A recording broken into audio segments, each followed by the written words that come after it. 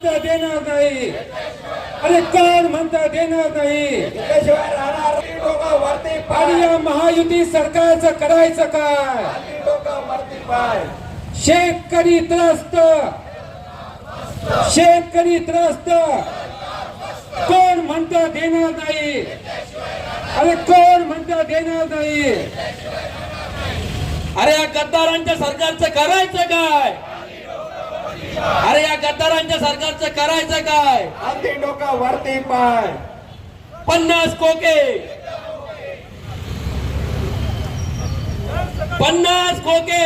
एकदम ओके. अरे या गद्दार मंत्र्यांचं करायचं काय. अरे या गद्दार मंत्र्यांचं करायचं काय. की या संदर्भात पहिले बोंब पाडा. ज्या दूध संघाचा अध्यक्ष घेतले त्या दूध संघाच्या हजारो शेतकऱ्यांच्या खात्यात अनुदान मिळालेलं नाही.